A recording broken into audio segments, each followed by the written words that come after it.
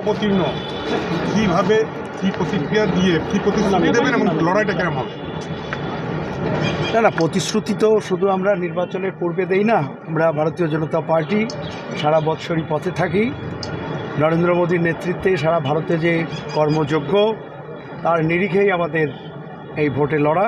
পাশাপাশি স্থানীয় যে সমস্ত ইস্যু, সেগুলোকে আমরা একত্রিত করে সামনে নিয়ে আমরা মানুষের দ্বারে যাব, রেডি যাচ্ছি। দক্ষিণ নির্বাচনী দক্ষিণ বিধানসভা নির্বাচনে উদ্রানোর জন্য তৃণমূল দায়িত্ব দিয়েছে বর্ষিয়ান রাজনীতিবিদ শঙ্কর সিংকে, সেটাই কেমনভাবে নেবেন?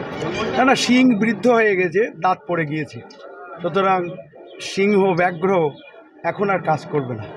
গতবারের থেকে আমরা প্রমাণিত যে রানাঘাট দক্ষিণ বিধানসভা বিজেপির উর্বর ক্ষেত্র, সেটা বারবার প্রমাণ হয়েছে।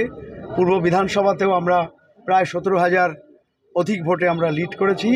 এই লোকসভাতেও আমরা প্রায় 37,000 ভোটে লিড করেছি। সুতরাং জয় শুধু আমাদের সময়ের অপেক্ষা, এবং মানুষের মধ্যে যে উৎসাহ উদ্দীপনা কর্মীদের মধ্যে, আমার মনে হয় যে লোকসভার যে মার্জিন সেটাকেও ছাপিয়ে যাবে এবং 50,000-এর অধিক মার্জিনে আবার মানুষ আমাদের জয়ী করবে আশা রাখি। ঘরে বাইরে বিরোধিতা কি নজরে দেখছেন? কোথায় বিরোধিতা আপনি দেখছেন? আপনারা কি দলের এক অংশ সেদিনকে বিক্ষোভ করলো? আপনার ওটা আমাদের দলের কেউ নয়। ও ছবি দেখবেন, আমি এই দলের ইনচার্জ, আমি এই দলের পর্যবেক্ষক। আমি এক নজর দেখেছি, আমাকে অনেকে পাঠিয়েছে, কাউকে চিনি না। ও তৃণমূলের দুষ্কৃতীরা একটা ন্যারেটিভ তৈরি করে, নেগেটিভ ন্যারেটিভ।